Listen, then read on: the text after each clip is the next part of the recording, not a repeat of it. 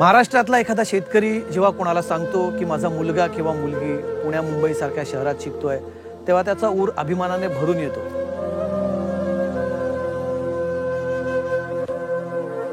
शहरात शिकणारी ही मुलं या शेतकऱ्यासाठी, या बळीराजासाठी फक्त त्याची भविष्याची तजवीज नसतात, तर त्याच्यासाठी शिकलेला मुलगा किंवा मुलगी ही अभिमानाची बाब असते।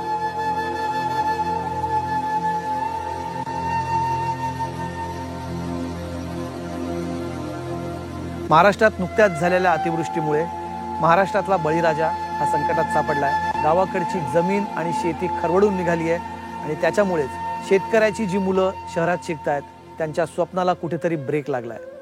नाही म्हणतात 400, 450, 500 पर्यंतचं पुस्तक आहे, तरी हे पुस्तक सुद्धा भिजून गेलेलं आहे।